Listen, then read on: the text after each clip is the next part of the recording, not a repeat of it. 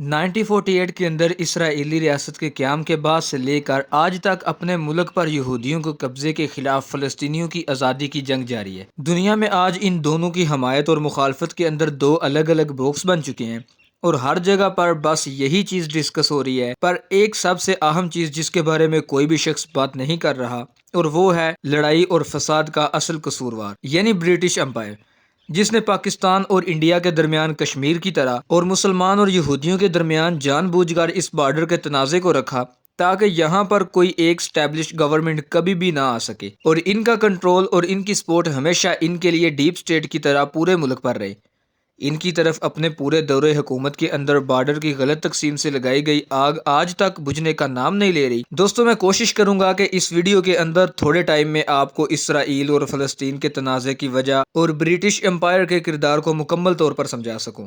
پہلے جنگ عظیم کے اندر فلسطین ملک سلطنت عثمانیہ کی کنٹرول میں تھا۔ سلطنت عثمانیہ کے ساتھ ایک طرف جرمنی، ہنگری، بلگیریا تھے تو دوسری طرف یوکے، فرانس، رشیا اور امریکہ۔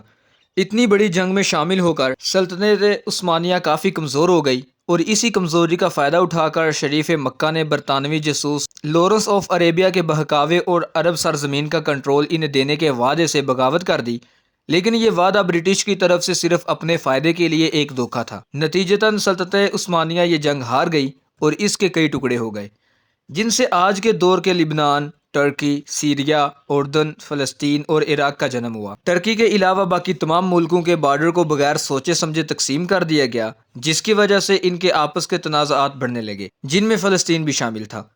برٹش یہ بات اچھی طرح سے جانتے تھے کہ وہ کیا کر رہے ہیں، اور ایسا کرنے سے اس پورے عرب خطے کے اندر انسٹیبلٹی پیدا ہوگی، اور اسی کا فائدہ اٹھا کر وہ اپنا کنٹرول ان ملکوں پر ہمیشہ کے لیے رکھ پائیں گے۔ اب یہ جنگ چونکہ فرانس اور برٹش نے مل کر لڑی تھی، لہٰذا برٹش اور فرانس حکومت کے درمیان ایک ایگریمنٹ ہوا جس کے مطابق ان دونوں ملکوں نے سلطنت عثمانیہ کے آزاد ہونے والے علاقوں کو آپس میں تقسیم کر لیا۔ اسے کہتے ہیں سک از بیکوٹ۔ اسی دوران نہ کسی قوم کو اور نہ کسی نسل کو اور نہ کسی علاقے کی شناخت کا دھیان رکھا گیا۔ مثال کے طور پر اگر کوئی علاقہ خاص طرح کے لوگوں کی نسل کی رہائش کا تھا تو بجائے اس کے کہ اسی ایک پوری سٹیٹ بنا دے، بالکل اس کے خلاف کر کے اس قوم کے درمیان ایک لائن کھینچ کر بارڈر بنا دیے گئے۔ اس عرب خطے کے اندر انسٹیبلٹی رکھنے کے اندر برٹش کی ایک اور بھی اہم وجہ تھی، اور وہ تھی یس سوئز کینال۔ یہ ایک چھوٹی سی کینال برٹش کے لیے انتہائی اہم تھی اور ابھی تک ہے، کیونکہ یہ لوگ شروع سے ہی کاروباری تھے اور ان کی امپائر کے اندر انڈین اوشن سے یورپ کے لیے میڈیٹورین سی کو چھوڑنے کے لیے یہی کینال کام کیا کرتی تھی،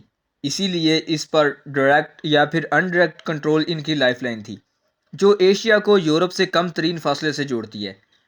فلسطین چونکہ ایک زمانے میں یہودیوں کا گھر تھا، اور یہاں سے یہ در بدر ہو کر پورے یورپ کے اندر ہزاروں سالوں سے پھیل گئے تھے۔ یہ برطانیہ میں بھی موجود تھے۔ سلطنت عثمانیہ کے دور کے اندر ہزاروں کوششوں کے اور لالچوں کے باوجود سلطان عبدالحمید نے فلسطین کا سودا کرنے کے لیے تیار نہ ہوئے تو ان لوگوں نے بغاوت کروا کر سول وار شروع کروا دی۔ اب سلطنت عثمانیہ کے ٹوٹنے کے بعد ان کے پاس واپسی کا بہترین موقع تھا، جس کا انہوں نے فائدہ بھی اٹھایا کہ ہمیں اپنا آبائی وطن فلسطین واپس چاہیے۔ فلسطین میں اس وقت 87% مسلم اور صرف 3% یہودی تھے۔ فلسطین ملک میں مسلمان کی بجائے یہودی سٹیٹ برٹش کے فائدے کے اندر تھی، جس کی سپورٹ اسے ہمیشہ ملتی رہتی، لہٰذا اپنے فائدوں اور سپورٹ کے لیے برٹش فورن سیکرٹری نے برٹش کمپنی کے ایک اہم یہودی ممبر کو ایک خط لکھ کر یہ وعدہ کیا کہ ہم یہودی قوم کو ایک اسرائیلی ریاست بنانے کے اندر مدد کریں گے۔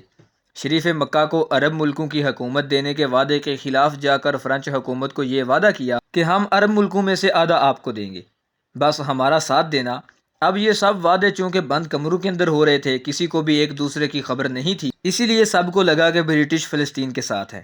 اسی وعدے کے ساتھ جب دوسری جنگ عظیم شروع ہوئی اور جرمنی کے اندر ہٹلر نے یہودیوں کا قتل عام شروع کیا، تو اسی کو بنیاد بنا کر آہستہ آہستہ یہودیوں نے فلسطین کے اندر زمین خریدنا اور وہاں پر آباد ہونا شروع کر دیا۔ یہاں پر رہنے والوں لوگوں کو بے دخل کرنا اور ان کے گھروں سے نکال کر مارنا شروع کر دیا۔ اب آہستہ آہستہ فلسطین کے اندر مسلمانوں کی آبادی کم ہو گئی، جس کا سیدھا سیدھا قصوروار تھا صرف اور صرف برطانیہ۔ اس نے بنا یہاں کی عوام کی مرضی جانے بغیر صرف اپنی سپورٹ اور فائدے کی خاطر اپنے ایک خط پر اس ملک کو لکھ کر یہودی قوم کے حوالے کر دیا۔ یہ سب دیکھ کر 1946 کے اندر فلسطینی عوام آخر کار تنگ آ کر برطانوی حکومت کے خلاف بغاوت کر دیتی ہے۔ برٹش نے اپنی عادت کے مطابق اسے بغاوت کہہ کر کچلنے کی کوشش کی، کافی لوگوں کو پھانسیاں بھی دی، لیکن یہ آواز دب نہ سکی۔